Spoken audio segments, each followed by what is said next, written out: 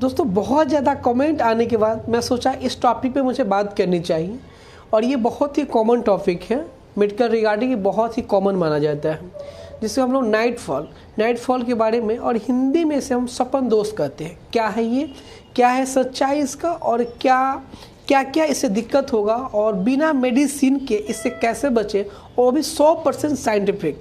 दोस्तों मैं उम्मीद करूंगा कि इस वीडियो को छोड़ के नहीं जाइए, क्योंकि इसमें वीडियो में बहुत सारे चीज़ को मैं खुलासा करने वाला हूँ। सबसे पहले नाइट फ्लो को सपन दोष कहते हैं।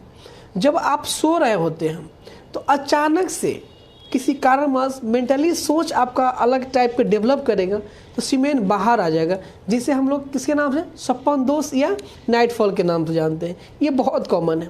फिर क्वेश्चन कि सर होने के पीछे रीजन क्या है, क्या कारण हो सकती है इसके।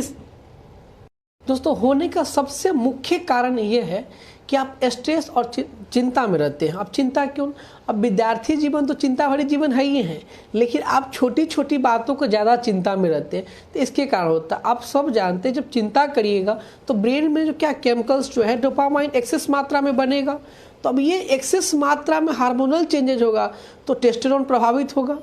तो अब क्या होता है, लोग चिंता में ज़्यादातर होते हैं, अकेलापन होते हैं, तो ऐसे में ये चीज़ होना बहुत कॉमन चीज़ है। दोस्तों आप सब जानते हैं कि जो हमारा जो टेस्टोस्टेरोन नामक हार्मोन है ये हार्मोनल चीज़ है। तो ब्रीसन में देखिएगा तो हमेशा क्या होता है, स्पर्म का फॉर्मेशन होता है। आप कुछ भी करते रहिएगा तो क्या होगा, स्पर्म का फॉर्मेशन होगा। तो आप स्पर्म को तीन चीज़ की मात्रा में आप बाहर निकालते हैं। पहला तो आप सेक्सुअल इंटरकोर्स के दौरान और बहुत ज़्यादा करने की वजह से। दूसरी बात करें तो ये मस्टरबेशन के थ्रू स्पर्म को आप 3 माध्यम में आप रिलीज करते हैं। पहला तो आप सेक्सुअल इंटरकोर्स के दौरान, दूसरी बात करें तो मस्टरबेशन के थ्रू, और तीसरी बात करें तो नाइट फ्लो। दोस्तों इसमें सबसे कॉमन जो होता है नाइट फ्लो होता है।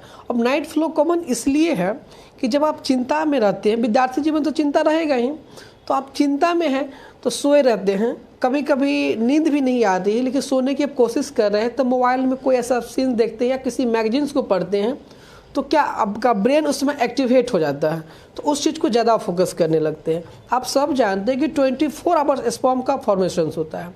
तो ये स्पर्म क्या होता है, हर हार्मोन्स में ग्लैंड्स में क्या होगा, एडजॉर्ब होगा, लेकिन एक्सेस मात्रा में अगर यही जो स्पर्म है ऐड हो जाएगा तो ये स्पर्म बाहर निकलती है। दोस्तों किसके फॉर्म में, तो आप सेक्सुअल इंटरकोर्स तो करते नहीं हैं क्योंकि आपका एज नहीं है, मस्टरबेशन नहीं कर रहे कि आप जानते हैं कि ज़्यादा मस्टरबेशन करने से नुकसान होती है, तो यही सोने के समय में ये निकल जाती है। दूसरी कारण देखा जाए तो आप गर्म खाना खाते हैं, सल्फर की मात्रा अत्यधिक खाते हैं। अगर जो नॉन वेजिटेरियंस पर्सनस है, अगर चिकन खाते हैं, मटन खाते हैं, तो एक रियलिटी में देखा जाए तो लहसुन आता है, वो क्या करता है खाना में बड़ा बड़ा लहसुन डाल देता है और लहसुन अकेला खाने लगता है। तो इस मात्रा में क्या होगा, शरीर में अत्यधिक मात्रा में सल्फर गया। या फिर स्पाइसी फूड खा रहे हैं, चाइनीज़ खा रहे हैं, बर्गर खा रहे हैं, पिज्जा खा रहे हैं, पिज्जा खा रहे हैं, जो भी ये स्पाइसी फूड्स है, ये जैसे ही आप खाते हैं इसमें काफ़ी ज़्यादा मात्रा में सल्फर्स होता है, और सल्फर से क्या होता है, नहीं हार्मोन से रिलीज होने लगता है। तो ये भी एक बहुत बड़ा कारण देखा जाता है। दोस्तों साथ ही साथ अगर आपका ये स्पर्म लेवल में कोई डिस्फेंसेस आता है तो एक कारण ये भी होगा। दूसरी बात करें कि आप अत्यधिक मात्रा में, पहले आपका बैड हैबिट है कि आप मस्टरबेशन करते थे, बहुत बैड हैबिट है आपका कि आपने मस्टरबेशन से, अगर सप्ताह में आपको 3 से 4 बार, 5 बार, अगर 6 बार हो रहा है, अगर सप्ताह के 7 दिन हो रहा है तो आप डॉक्टर से मिलिए। हो सकता है जो आपका प्रोस्टेट ग्लैंड है वो वीक हो, तो इसमें भी घबराना नहीं है कि अगर मेरा प्रोस्टेट ग्लैंड वीक हो गया, मेरा स्पर्म बाहर आ रहा है, तो मैं फ्यूचर में पिता नहीं बनूंगा, मुझे ये प्रॉब्लम होगा, वो प्रॉब्लम होगा, तो इससे नहीं घबराना है। क्योंकि जो छोटे छोटे क्लिनिक वाले जो डॉक्टर से दिखाएंगे वो आपको डरा देंगे कि अगर नाइट फ्लो हो रहा है तो आप कभी पिता नहीं बन पाइएगा, आपकी मैरिज लाइफ ठीक से नहीं कटेगा। ये सब मिथ्या है, बोले तो गलत है, तो इससे नहीं घबराना है, ये कॉमन है। अगर 7 दिन हो रहा है तो आप डॉक्टर के पास जाएंगे, डॉक्टर के सारे हिस्ट्री बताएंगे, तो डॉक्टर से आपको ये हो सकता है कि प्रोस्टेट संबंधित कुछ दवा देके आपको ठीक कर दिया जाएगा। दूसरी बात करें कि बिना दवा को क्या करनी चाहिए, आपको हैबिटें क्या करनी चाहिए। आप सबसे पहले तनाव मुक्त रहेंगे। अब तनाव मुक्त रहने के कहने के मतलब आप ऐसे मोमेंटम में रहिए कि जैसे कि शाम को मेरा दीपावली मना, दीपावली कहने का मतलब है कि आप खुशियाँ बना के रखिए, जो स्ट्रेस लेवल है स्ट्रेस लेवल को कम रखिए। अब जितना हैप्पी रहिएगा उतना आपका हार्मोन हार्मोनाइज होगा, तो लगभग आप खुशी रहते तो आपको ऑल बीमारियाँ ऐसी क्लियर हो जाता है। तो खुश रहिए तो ये भी ठीक हो जाएगा। दूसरी बात कि रात जो होता है वो सोने के लिए होता है। जैसे कि आपकी जो बैड हैबिटें हैं कि आप 11 बजे रात को खाना खाएं और खाना खाते सो गए, तो एक कारण ये भी है। तो आप ये रखिए कि सोने से 3 घंटा पहले खाना खाइए। अब 3 घंटा पहले बोले तो आप जैसे 10 बजे रात को सोते हैं तो आप 7 बजे तक आप खाना खा लीजिए, क्योंकि अच्छे नींद के लिए आपको क्या करना चाहिए कि पेट खाली जब रहेगा तब आपको अच्छे नींद आएगा। तो ये भी होगा। बैड थिंकिंग नहीं आएगी, बैड सपने नहीं आएंगे।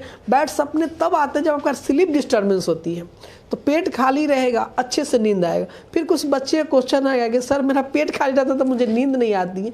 एक हैबिट बनाइए, तो जो खाना खाते हो स्टोर होते जाता है। जो साथ ही साथ आप सल्फर से थोड़ा दूर रहिए, बहुत ज़्यादा गर्म खाना मत खाइए। अब मान लीजिए कुछ लोग ऐसे होते हैं कि उनको जल्दीबाजी रहता है, खाना खा रहे मतलब खाना अभी ठंडा भी नहीं हुआ, सुसुम भी नहीं हुआ और गर्म खाना खाने लगते, तो एक कारण ये भी होता है। तो आप इससे भी दूर रखिए। तो आप रात के सोने के समय आप नी ज्वाइंट तक यानी कि ठेहुना तक अच्छे से पैर को धो लीजिए, फिर पैर को साफ करके तब सोइए। बहुत ज़्यादा लाइट में नहीं सोना है, बहुत ज़्यादा जहाँ बल्ब जल रही है ट्यूबलाइट जल रही है वहाँ नहीं सोनी है, और बहुत ज़्यादा अंधेरा में भी नहीं सोना है। तो आप रात को नाइट बॉल का इस्तेमाल कर सकते हैं, ये भी आपके लिए एक अच्छे ट्रीटमेंट की तरह काम करेगा। दोस्तों मैं चाहूँगा कि जो आप लोग की ये जो गलत अवधारणा है इससे बच जाइए, क्योंकि जो लोग छोटे छोटे बातों को आप लोग सीरियस ले लेते हैं, ऐसा कुछ नहीं है, बहुत ही कॉमन है। ये जरूरी नहीं कि सिर्फ मेल में ही होता है, मेल फीमेल दोनों में होता है। ये एज अकॉर्डिंग है, तो इससे घबराने की कोई बात नहीं है, इसका कोई साइड इफेक्ट नहीं है, ये बहुत कॉमन चीज़ है। साथ ही साथ आप जनरल एक्सरसाइज कीजिए, मॉर्निंग वॉक कीजिए। अगर आप विद्यार्थी हैं तो सोने के समय थोड़ा सा बुक पढ़ा कीजिए और अपने फैमिली से बात कीजिए, अपने दोस्तों से बात कीजिए और स्ट्रेस को दूर कीजिए। हाँ, और अच्छे नींद लीजिए। ठीक है, ये भी आपका। दोस्तों ये वीडियो अगर आपको हेल्पफुल है तो मैं चाहूँगा अपने सारे मित्रों के में शेयर कीजिए, ताकि जो आपके मित्र इससे परेशान हैं। मेरा एक दोस्त का कमेंट था कि मेरे मित्र काफ़ी ज़्यादा परेशान हैं, तो उनसे बोलूँगा कि इस वीडियो को पूरा देखिए और एक एक पॉइंट में लोगों के साथ डिस्कस कीजिए, ताकि लोग इससे प्रभावित ना हो।